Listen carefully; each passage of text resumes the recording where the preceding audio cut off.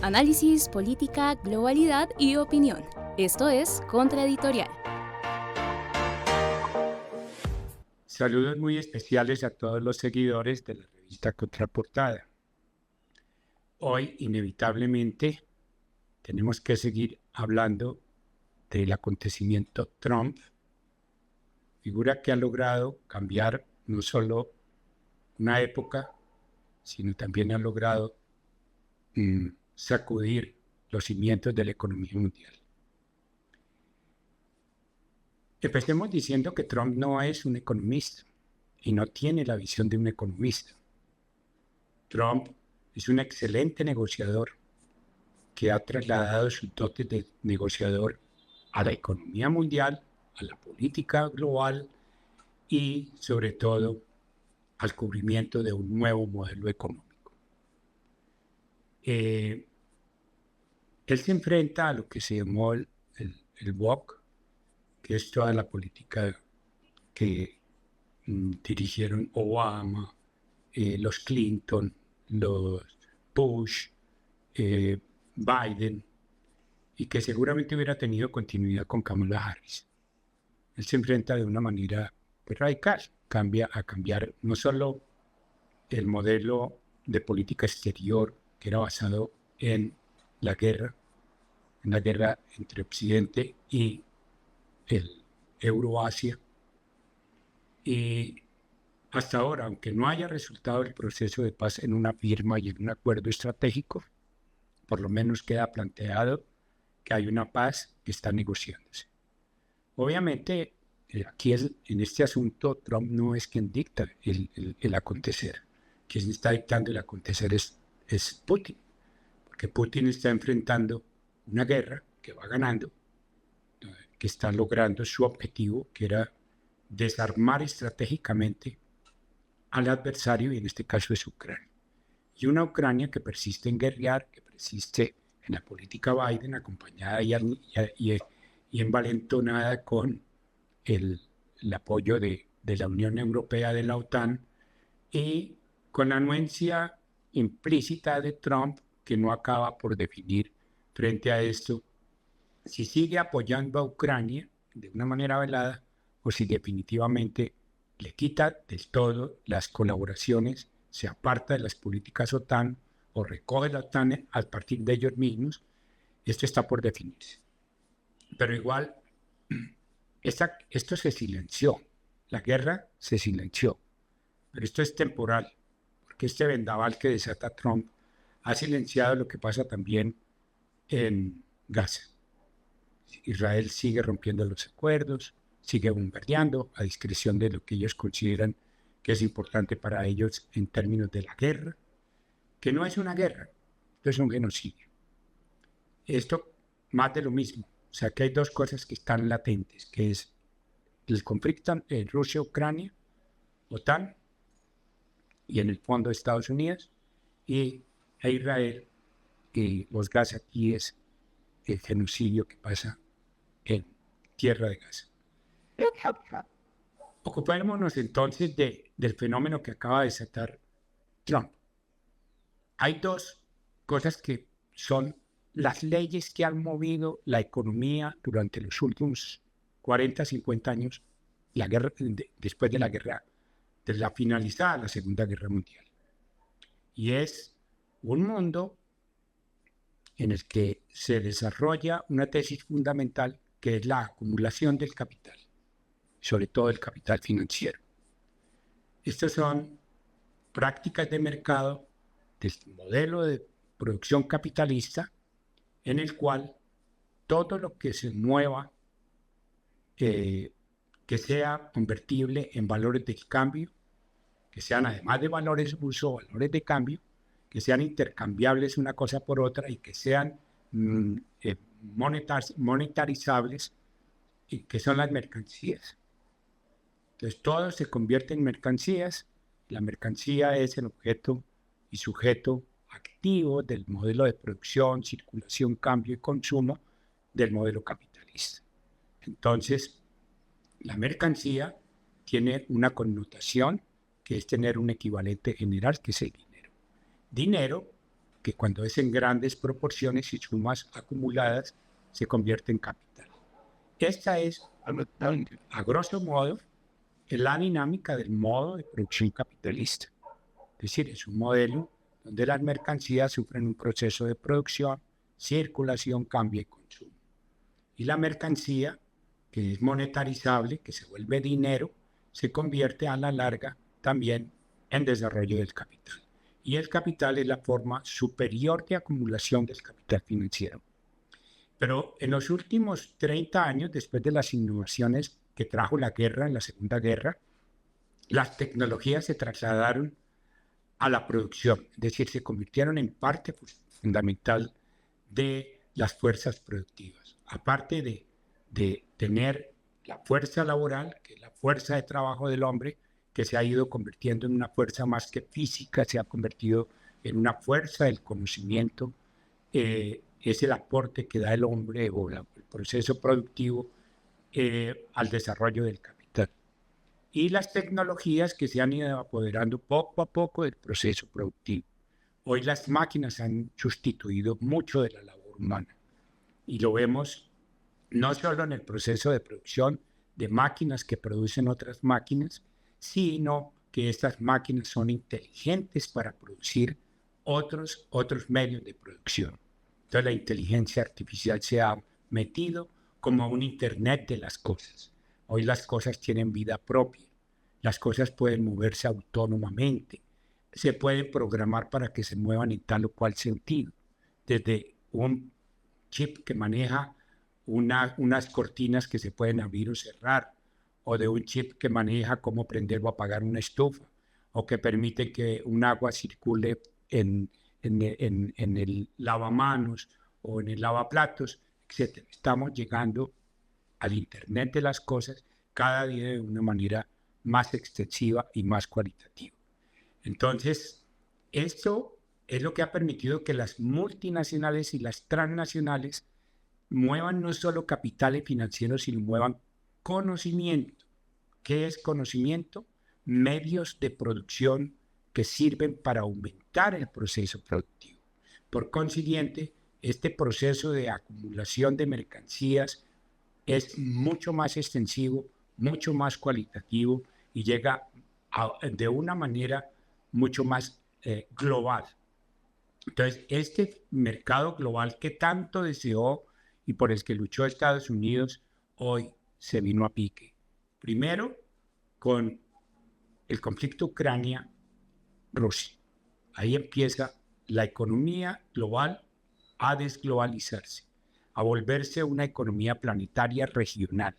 Y la lucha es quién tiene el dominio global, que en este caso ya es imposible para los Estados Unidos sostenerla, y la otra pelea de hoy es quién tiene los dominios territoriales de las economías y los regímenes políticos que hay, casi que dijéramos entre Occidente y Oriente. Traduzcámoslo entre Estados Unidos, sus aliados de Europa, y Eurasia, que es Rusia, y Asia, que es básicamente China, que son los elementos dominantes de las geopolíticas globales que se han ido convirtiendo en geopolíticas regionales planetarias. Entonces, esto es lo que estamos viendo, que se está rompiendo no solo en términos de tres poderes que se desencadenaron como tripolaridad, y hoy estamos frente al acontecimiento económico que produce Trump. Trump produce un acontecimiento que rompe definitivamente las globalidades, se va a un nacionalismo extremo y logra, mediante los aranceles, romper lo que hasta el momento se conocía como la economía global. Hoy es el haber desatado estos aranceles, donde el mínimo es el 10% para todo país y 35, 40, 50 para con quienes se quiere enfrentar, que en el fondo es China. Debemos decir que todo lo que está pasando en la globalidad territorial conduce a China. Trump quiere hacerse pasito y llevar a la buena la cosa con Putin, un Putin que no se somete a los caprichos de Trump de cómo finalizar el conflicto, pero esto se encamina a una guerra comercial, guerra, así como suena, guerra comercial con China. Y China es el próximo objetivo grande de la geopolítica norteamericana para enfrentar al que hoy posiblemente, con todo este acontecimiento, se pueda volver la primera economía mundial. Pero bueno, si estamos anotando que hay otro modelo económico que no es el norteamericano, el británico o el de Europa, estamos hablando de una China que se movió en un esquema totalmente diferente, no el del modelo de acumulación del capital financiero, el de convertirse en los grandes productores de tecnologías modernas, a punto que hoy se habla del capital tecnológico. Hoy el capital financiero es importante. Toda esta crisis que produjo Trump en las balanzas de pago comerciales y sobre todo en las bolsas de valores que cayeron casi 6.000, 7.000 puntos. Multimillones se fueron al piso. Aquí no estamos hablando de un acontecimiento que fue afectar sectores pobres, estratos marginales, en el sur global, las economías marginales. Estamos hablando de que las centralidades económicas del planeta se fueron a pique. Las bolsas de valores cayeron. La norteamericana no puede caer más porque ya sería un colapso como el del 30, el del siglo pasado. Estamos enfrentando entonces una economía como la China que se mueve sobre una acumulación diferente.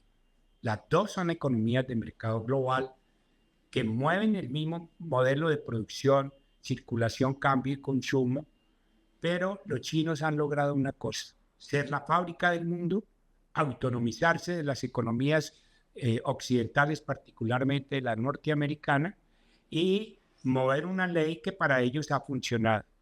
Voy a nombrarla, es un poquito complicada cuando se escuche, pero cuando les dé el ejemplo van a ver lo fácil que es entenderla. Esta ley es la tendencia decreciente de la tasa de ganancia. ¿Qué quiere decir esto? Que los chinos, en vez de producir 1.000 lápices, ellos produjeron 1.000.000 de lápices. Y no ganaban tanto en la cantidad, no ganaban tanto digamos, en el número limitado de 100, sino ganaban en la amplitud de haber puesto lápices a todos los niveles y para todos los mercados. Entonces ya no producían 100 lápices, no producían 1.000.000, 2.000.000, 3.000.000 y de calidades diferentes. Entonces, esta economía de ganar poquito en cada lápiz, pero ganar muchísimo en millones, es el modelo de ellos. Abaratar costos, poner el precio mínimo de valor agregado al producto que entregan, pero ganar en millones. Esta es la práctica nueva que se llama los commodities, que es vender un producto en inmensas cantidades, en millones y millones de camisas, pantalones, vender ollitas, vender todo lo que ellos venden, pero por millones. Ser la fábrica del mundo a precios bajos. Esto es lo que se llama la tendencia decreciente de la tasa de ganancia. Es decir, la ganancia va bajando cuando se produce de menos a más. Cuando se producen 100 lápices, la ganancia pues hay que aumentarla para poder compensar los costos de producción. Pero cuando usted produce millones, ya los costos pueden bajar porque se va a ganar esa cantidad. Creo que pues les doy un ejemplo de cuáles son los dos modelos que hoy se enfrentan. Y el modelo chino es un modelo que llegó para quedarse, porque ellos tienen a su favor una inmensa cantidad de fuerza laboral. Tienen unas tecnologías que curiosamente se las llevó Estados Unidos. Estados Unidos, aparte de la gran transferencia que hubo de recursos financieros para recuperar Europa, llevó a los chinos en una falsa valoración estratégica de pensar que los chinos iban a quedarse quietos, ser subsidiarios, ser la fábrica de las grandes transnacionales y multinacionales americanas, y resulta que crecieron, aprendieron y consolidaron un modelo económico, se autonomizaron y hoy son quienes pueden llevar todas las tecnologías a los modelos productivos. Y ojo, también a la guerra. Ellos vienen creciendo en una capacidad estratégica de proteger su territorio y sus áreas de influencia. Estados Unidos, si quiere una guerra, para ganarla tendría que ser ahora. Pero en 2, 3 años, Estados Unidos no gana una guerra, ni por localizada que sea. Entonces, estamos hablando de este escenario, de 2 modelos económicos que se están enfrentando, y Trump lo que hace es sacudir este modelo de acumulación de capital, de sacudir las bolsas de valores, de producir una implosión gigantesca con unos costos que empiezan a funcionar en costo político al interior de Estados Unidos. Ayer fueron grandes movilizaciones y seguramente vendrán más movilizaciones contra Trump. Take off, tenga las manos fuera. Eso es lo que le están pidiendo a Trump. Trump desbarata un modelo, pero no sabemos cuál es, por el cual es el que él quiere construir. Creo que hoy podemos afirmar que no hay un modelo alternativo. No es el neoliberalismo, no es que el capitalismo extremo salvaje, no sabemos si es un modelo dual de economías híbridas que producen con el modelo que es el chino, que producen con la derecha grandes acumulaciones de mercancías y de capital, pero redistribuyen con la izquierda, que es toda la redistribución social que hacen los chinos. Este modelo dual les ha funcionado perfectamente a los chinos, con un poder centralizado.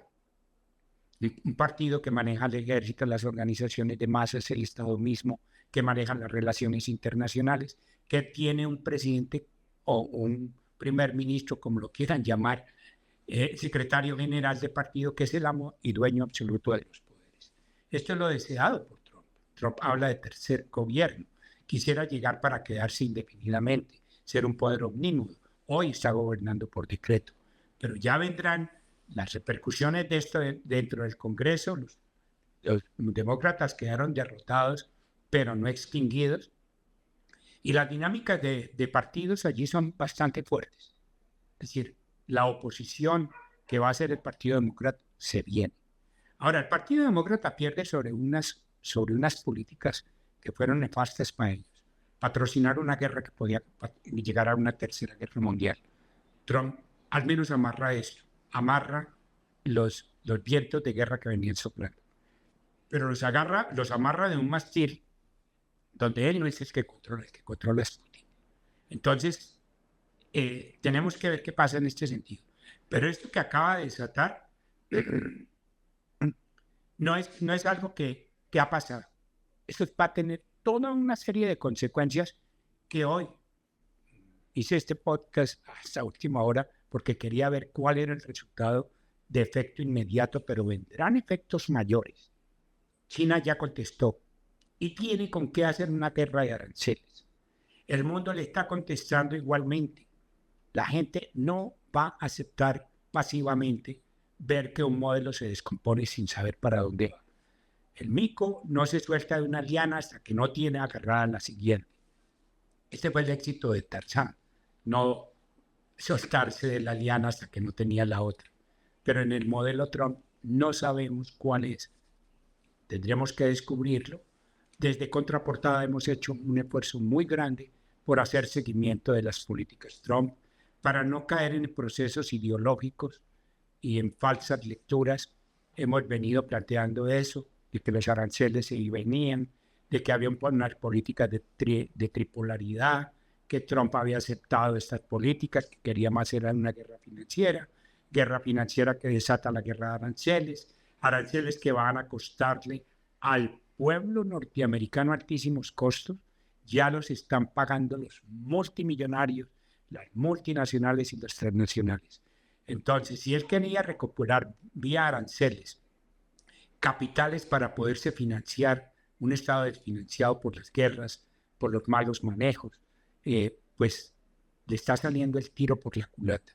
Lo que le está saliendo es una pérdida gigantesca en las bolsas de valores y conflictos, e incluso con sus aliados más cercanos, las grandes multinacionales y transnacionales de la informática y de la comunicación. Quería referirme por último al acontecimiento nacional de Colombia.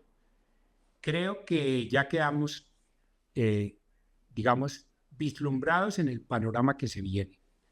Desde la oposición, que hoy es una oposición de derecha al gobierno de Petro, pues lo que viene es tratar de encontrar un camino alternativo para candidato único. Por lo menos por ahora lo tienen enredado. Por ahora está el que diga Uribe, 3, 4 candidatos, uno más flojo que el otro, y una outsider que es la señora Vicky Dávila.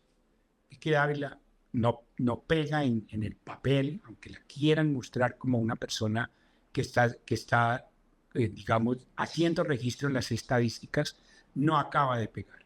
Ella no convoca, ella no es una persona, ella tenía carisma de periodista de oposición, pero ser la candidata de oposición, por lo menos hasta ahora no. Y en política no se puede decir que no. El modelo de estas opciones lo puso Duque. Duque era un outsider, un don nadie, gana, y hoy sigue siendo un don nadie porque secuelas de algo político presentable no dejó pues corrupción a todo nivel, desatención a los acuerdos de paz, dejó las hogueras prendidas de todas las disidencias y el ELN prendidas, fortalecidas, mares inmensos de coca, exportación masiva de coca, dinero de narcotráfico entrando al país. Desastre peor no pudo haber producido el uribismo. Y si doña Vicky es la persona que va a gobernar, que ojalá estemos confesados para verlo. Creo que al gobierno de Petro le toca ya enfrentar 4 tareas sin un acuerdo nacional, con sus propias fuerzas, que son, las 4 tareas se les podemos enunciar fácilmente, que es una democracia participativa como modelo general, acogiéndose al modelo de constitución del 91, en el cual presenta como primera instancia una consulta popular para ir organizando las bases como fenómeno electoral, como fuerza electoral, como partido que gana elecciones. Sigue después el Senado y Cámara, ganar en Senado y Cámara, aumentar el número de senadores y representantes en la Cámara. La otra es ganar las presidenciales, y la cerecita del ponqué sería ganar una reforma constitucional. Estaremos atentos para hacer evaluaciones de estas 4 tareas. Creo que hemos podido presentarles a ustedes un panorama de la geopolítica mundial y lo que está presentándose a nivel de Colombia y las 4 tareas que hay, más una oposición que tendrá el gran problema de elegir un candidato único que registre en el proceso electoral. Pero no olvidemos, hay narcotráfico pegado, hay paramilitarismo, hay dinero de corrupción, hay un prestigio político que todavía no se hunde, aunque se está hundiendo en la figura de Uribe. Existe un poder profundo, cortes y muchas instituciones del Estado que juegan a favor de una derecha, más un contexto de derechas que está favoreciendo que alguien mira esto. Pero creo, sin exagerar, que el fenómeno Petro como el fenómeno electoral puede venir con la continuidad de su modelo de democracia para el cambio. Gracias y espero que la próxima semana tengamos mejores evaluaciones. Eso no depende sino de que Trump retroceda o que haya fenómenos que hagan lo que están pidiendo hoy, a fecha de hoy, día de hoy, take off, deje las manos fuera de tanto cambio, de tanta cosa que parece loca, pero no sé qué tan loca sea.